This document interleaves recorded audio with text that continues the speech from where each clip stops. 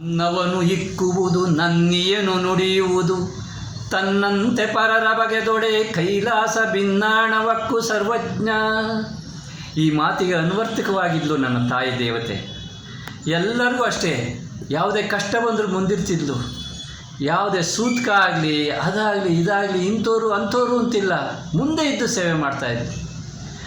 ನನ್ನ ದೊಡ್ಡಪ್ಪ ನಮ್ಮ ದೊಡ್ಡಮ್ಮನ ಜೊತೆ ವರ್ಷೆ ಹೋದರು ಶಿವಮೊಗ್ಗ ಕಾಚಿನಕಟ್ಟೆ ಕೊರ್ಲಳ್ಳಿಗೆ. ಹೋಗ್ಬೇಕಾದ್ರೆ ಅವ್ರ ಮಗಳು ಸರೋಜ ಅಂತ ತುಂಬ ವೀಕ್ ಇದ್ಲಂತೆ.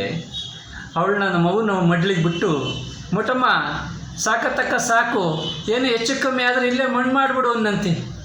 ನನ್ನ ತಾಯಿ ದೇವತೆ ಸೊಪ್ಪು ಕಾಳು ಮೊಟ್ಟೆ ಮಾಂಸ ಕೊಟ್ಟು, ಅದಕ್ಕಿಂತ ಹೆಚ್ಚಾಗಿ ಮಮತೆ ಕೊಟ್ಟು ಸಾಕಿ ದೊಡ್ಡೋಳು ಮಾಡಿದ್ಲು. ಈಗ ಅವಳು 4 ಮಕ್ಕಳು ತಾಯಿ, 7 ಮೊಮ್ಮಕ್ಕಳು ಅಜ್ಜಿ.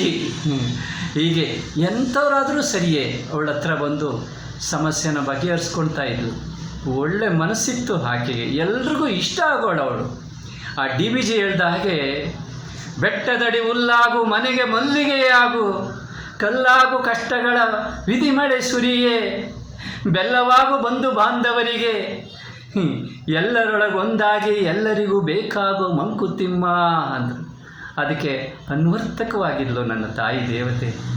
ನನಗೆ ಬಲವಾಗಿದ್ಲು, ನಮ್ಮನೆಗೆ ಶಕ್ತಿಯಾಗಿದ್ಲು, ನಮ್ಮನೆಗೆ ಬೆಳಕಾಗಿದ್ಲು. ಅಂಥ ದೇವತೆ ಹೊಟ್ಟೆ ಒಳಲಿ ಹುಟ್ಟೋದಕ್ಕೆ ಪುಣ್ಯ ಮಾಡಿದ್ದೆ, ನಾನು ಪುಣ್ಯ ಮಾಡಿದ್ದೆ.